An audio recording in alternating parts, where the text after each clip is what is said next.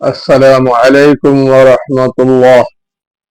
সম্মানিত দেশবাসী, দেশে এবং প্রবাসে, কাছে এবং দূরে যারা আমার লাইভ দেখতেছেন, আমি তাহরিকে ইনসাফের পক্ষ থেকে আন্তরিকভাবে মোবারকবাদ জানাচ্ছি। আর অনুরোধ করতেছি, আমার লাইভটা গত 3 দিন আগে আমি লাইভ দিয়েছিলাম, প্রায় 3,000 সাড়ে 3,000 মানুষের দেখছে, কিন্তু মাত্র 3টা সাবস্ক্রাইব হয়েছে। এই জন্য দুঃখের বিষয় আপনাদের কাছে বলতেছি, আমরা কষ্ট করিয়া লাইভ করি, আপনারা এই কষ্টের বিনিময়টা দিবেন, একটা সাবস্ক্রাইব করিয়া আর শেয়ার করিয়া ছড়াইয়া দিবেন, একটা লাইক করবেন। আর মনোযোগ সহকারে আজকের 5টি সংবাদ আপনাদেরকে বলবো, মেহেরবানি করিয়া মনোযোগ সহকারে শুনবেন। 1 নম্বর সংবাদ হইল, ডক্টর ইউনূস অন্তর্বর্তী সরকারের প্রধান, যিনি বাংলাদেশে আসার পরে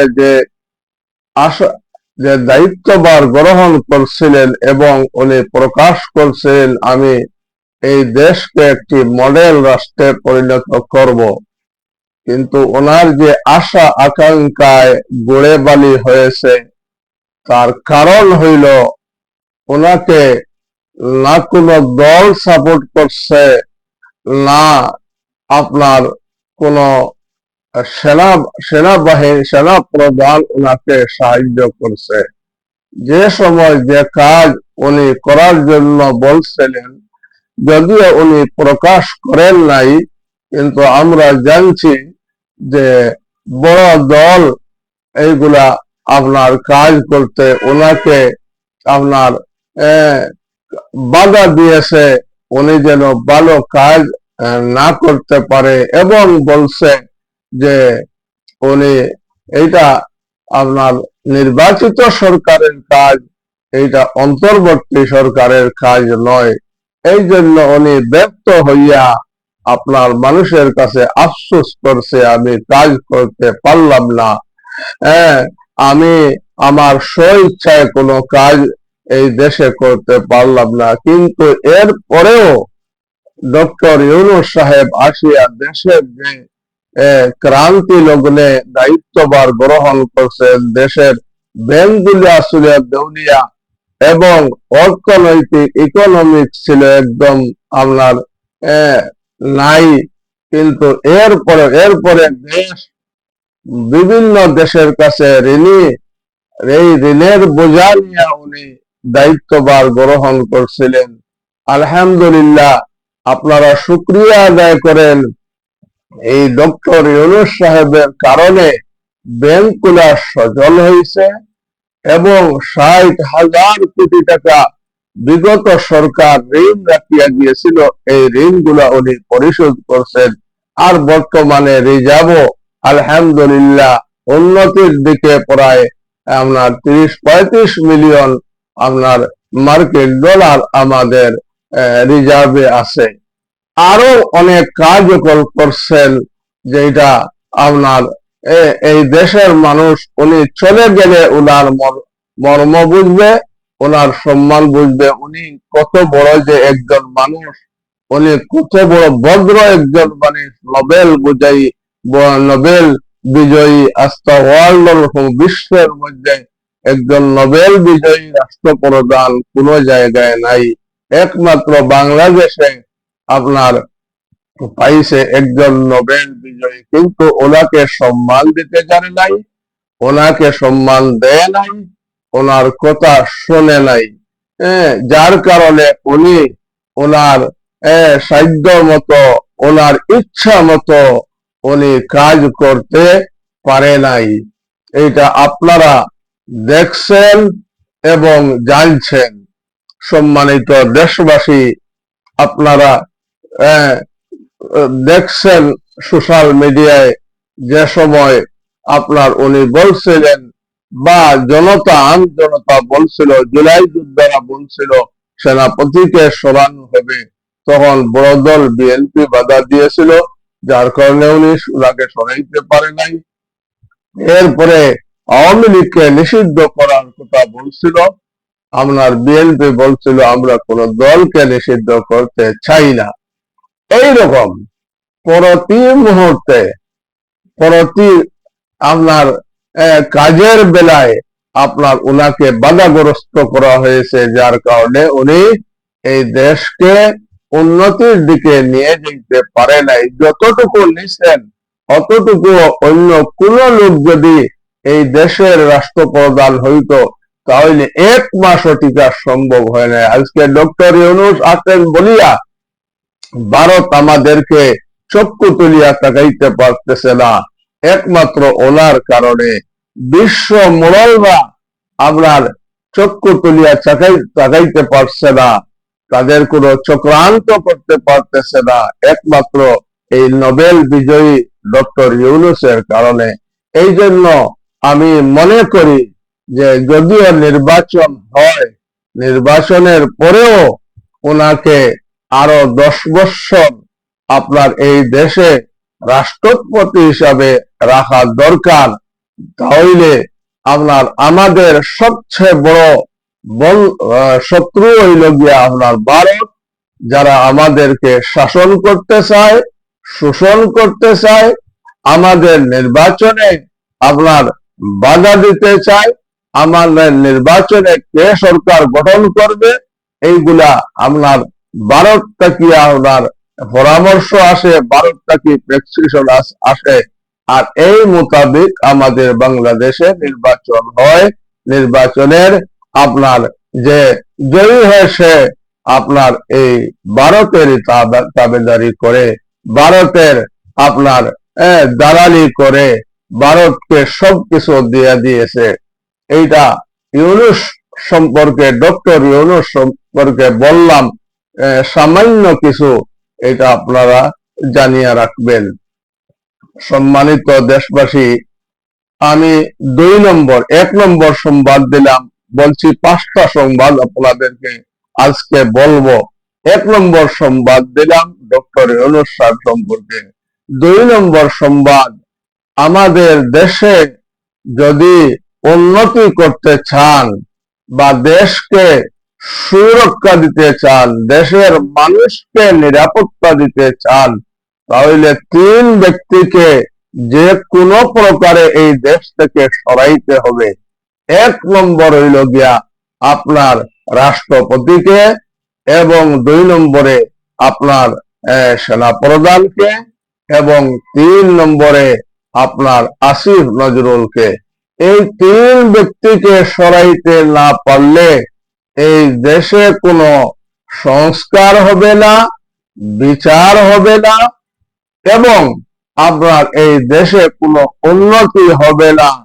এই দেশের আপনার যে যে কাজ হাতে নিবে সেই কাজে বাধা প্রদান করবে।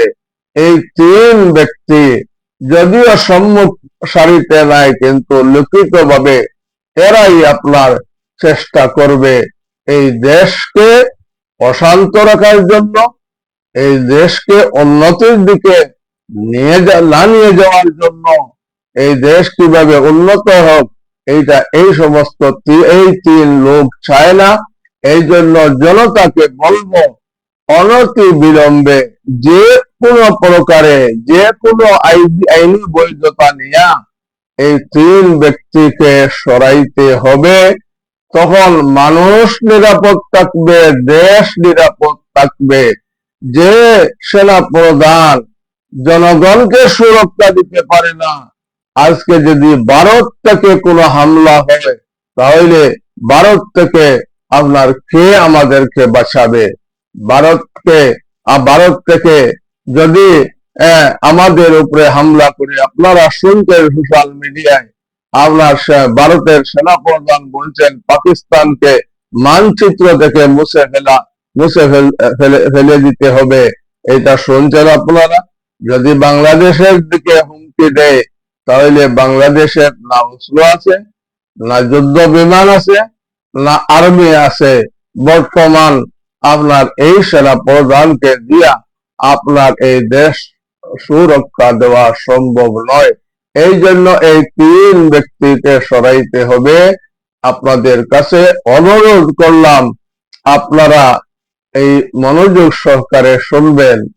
3 নম্বর যে সংবাদ আপনাদেরকে বলবো এইটা হলো, আপনারা দেখছেন, আপনারা তো আপনার নির্বাচনের জন্য সব দল আপনার পাগল হয়ে গেছেন। সব সময় শুধু নির্বাচন নির্বাচন নির্বাচন নিয়ে ব্যস্ত, আর এই দিকে আপনার পার্বত্য চট্টগ্রাম ভারত নিয়ে যাইতেছে। এটা দেখার জন্য একটা সেকেন্ড ওয়েট করেন, আপনাদেরকে দেখাইতেছি।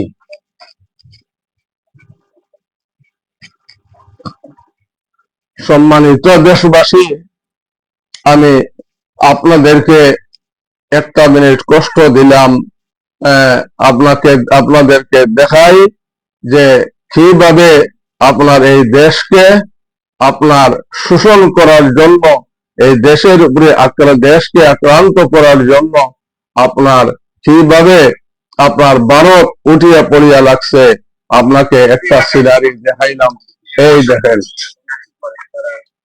আপনার এই ভারত আমাদের পার্বত্য চট্টগ্রাম, রাঙ্গামাটি এবং রাঙ্গামাটি, পার্বত্য চট্টগ্রাম, বান্দরবান, এই 3টা জেলা নিয়ে একটা রাষ্ট্র গঠন করবে।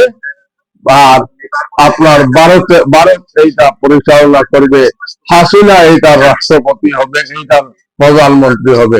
একটা আপনাদেরকে দেখাইলাম, এবং আরেকটু দেখাইতেছি যে কিভাবে আপনার বাংলাদেশকে আক্রমণ করতেছে।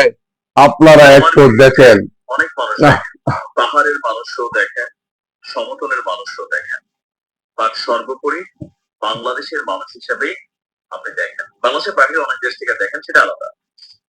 পাহাড়ি, অপাহাড়ি বা নন পাহাড়ি বা সমতলের মানুষ, এই পার্বত্য চট্টগ্রামে আগুন জ্বলতেছে, আপনারা দেখতেছেন, বুঝছে। এবং আরো দেখাই, একজন লোক আপনার কোরআন শরীফ অবমাননা করছে, তাকে মানসিক রোগী বলিয়া তাকে আপনার সারিয়া দেওয়ার চেষ্টা করতেছে, যে কোরআন শরীফের পায়ের নিচে রাখিয়া অবমাননা করছে। নাও সাউথ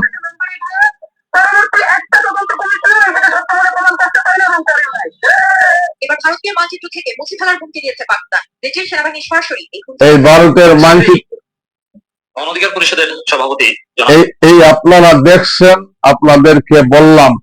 এবং এই 3 নম্বর কথা বললাম। 4 নম্বর কথা যেটা অত্যন্ত জরুরি, যে সমস্ত ইসলামী দলকে নিয়ে যদি আপনারা দলাদলি করেন, কাদা ছুড়াছুড়ি করেন, একদল সোশ্যাল মিডিয়া বাইর করলেই শুধু বিএনপি জমাত, বিএনপি জমাত, বিএনপি জমাত, এই কথাই শুনতে শুনতে কান তালা লাগিয়ে গেছে, কানের জ্বালা পোড়া আরম্ভ হয়েছে শুধু বিএনপি জমাত। কেন? বিএনপির জায়গায় থাকবে, জামাতের জায়গায় থাকবে। এই বারবার এই বিএনপি জমাত নিয়ে নারে তকবীর দেওয়ার কোনো প্রয়োজন নাই, চিল্লাফাল্লা করার কোনো প্রয়োজন নাই।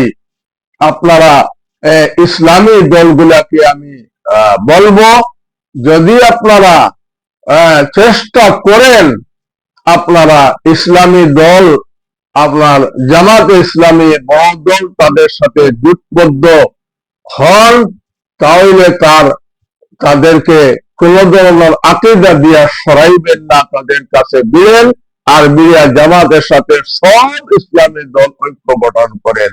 আমি ঐক্যের জন্য বলছিলাম, আপনারা মদিনার সনদ দেখেন, আপনার 47-এর যুদ্ধ দেখেন, হিন্দু মুসলিম একসাথে ব্রিটিশ জোটবদ্ধ হইয়া ব্রিটিশ খেলাও আন্দোলন করছেন, ব্রিটিশ এই ভারতবর্ষ থেকে চলিয়া গেছে। বর্তমানেও আপনার ভারতে আপনার হিন্দুদের সাথে জমিয়ত উলামায়ে হিন্দ আপনার হিন্দুদের সাথে জোটবদ্ধ হইয়া নির্বাচন করিয়া সংসদে যাইতেছে। এই উপমা কলাপ, আরো অনেক উপমা আছে, কি আপনাদেরকে দিব, যদি আপনারা বোঝ দান আল্লাহকে দান করেন, তাহলে জামাতের সাথে যেহেতু তারা বড়, তাদের সাথে সম্মিলিত হইয়া আপনার একটি বাক্সে ভোটের জন্য প্রস্তুতি নেন, পৃথক হবেন না। ওয়ালা তাফাররাকু, পৃথক হবেন না, আল্লাহ রসুলকে মজবুত করে ধরেন। 5 নম্বর যে কথা আপনাদেরকে বলবো, যদি কোন কওমি উলামা, কওমি অঙ্গনের লোক যদি আপনার জামাতের সাথে জোটবদ্ধ না হইতে পারেন, তাহলে আপনারা যত ইসলামী দল আছে জামাত বাদে চরমুনাই থেকে নেয়া যত ইসলামী খেলাফত মজলিস, খেলাফত আন্দোলন, ইসলামী ঐক্য জোট, নিজামে ইসলাম, আরো ছোটখাটো যত ইসলামী দল আছে, আপনারা সব যাদের আকীদাগত কোনো গন্ডগোল নাই, আপনারা সব ঐক্য গঠন করিয়া নির্বাচনে আসেন। আর যদি আপনারা ঐক্যবদ্ধ গঠন আপনাদের মধ্যে না করতে পারেন, কেন জামাতকে আপনার মওদুদিবাদের তকমা দিয়া তাদেরকে সরাইবেন? এই জন্য মেহরবানি করিয়া আমি সবাইকে আবদার করব, আপনারা ঐক্য থাকেন, আর ঐক্য থাকিয়া সব ইসলামী দল ঐক্য গঠন করেন, আর একটি মার্কায় আর একটি বাক্সে ভোট দেন, জামাতের সাথে মিলিত হন। আপনারা ধ্যান দরবার করবেন, আপনার সংসদে গিয়া ওই জায়গায় গিয়ে আপনাদের আকীদা গুলা যাদের ঠিক নাই ঠিক করার চেষ্টা করবেন। আপাতত এই আপনারা আহমদ আলী সাহেব বলছেন 50 বছরে এই সুযোগ আসছে, আরো 100 বছরে এই সুযোগ না আসতে পারে, এই সুযোগকে কাজে লাগান। আর কোন আকীদাগত দিয়া, কোন ফতোয়া দিয়া কোন মানুষকে সরাইবেন না। আল্লাহ নবী কোন মানুষকে সরান নাই ফতোয়াবাজি করিয়া, সাহাবায়ে কেরামের মধ্যে বিরোধ ছিল, কিন্তু কোন ফতোয়াবাজি করেন না সাহাবী আর সাহাবীর মধ্যে। এই জন্য মেহরবানি করিয়া আপনারা সম্মিলিত ভাবে থাকেন, আর আপনারা নির্বাচনের দিকে আপনার তোড়জোড় আরম্ভ করছেন, আর এইদিকে আপনার ভারত বাংলাদেশে আক্রমণ করার চেষ্টা করতেছে, হাসিনা ফিরিয়া, বিগত সরকার ফিরিয়ে আসার চেষ্টা করতেছে। আপনারা এই দিকে মনোযোগ দেন, আর মনোযোগ দিয়া যেভাবে আপনার আওয়ামী লীগ আর ফ্যাসিস্ট সরকার ফিরিয়ে না আসতে পারে, ভারত যেভাবে আপনার বাংলাদেশে হামলা না করতে পারে, পার্বত্য চট্টগ্রাম দখল না করতে পারে, আপনার এইদিকে মিয়ানমার আর্মিও বাংলাদেশের দিকে তাক করিয়ে আছে, বাংলাদেশ দখল করবে। এই জন্য আপনারা এই দিকে মনোযোগ দিয়া আপনারা আপনার তৈয়ারি থাকুন, সজাগ থাকুন। আর আপনাদেরকে আরেকটা কথা বলতেছি, আপনারা শুনছেন মিরসরাইয়ে 9,000 একর জমি বিগত সরকার হাসিনায় ভারতের কাছে বিক্রি করিয়ে দিয়েছে। এই জন্য ভারতের সাথে যত চুক্তি আছে সব চুক্তি আপনার বাদ দিতে হবে। এই সব চুক্তি বাদ দিয়া আমরা নিজের বলে অন্য দেশ থেকে আমরা জিনিস আমদানি করব। ভারতের সাথে আমাদের কোনো চুক্তি নাই, যতদিন পর্যন্ত ভারতে আমাদের দেশে নাক গলানোর চেষ্টা করবে। এই জন্য মেহরবানি করি আমার কথাগুলা শুনলেন। আমি আবার অনুরোধ করতেছি, আপনার বন্ধু বান্ধব আত্মীয় স্বজনের কাছে সাবস্ক্রাইব করিয়া সহায়তা দিবেন, আর একটা লাইক দিয়া আমার লাইভটা শুনতে থাকেন। এই আবদার রাখিয়া আমি বিদায় নিতেছি। খুদা হাফিজ। আসসালামু আলাইকুম ওয়া রাহমাতুল্লাহ।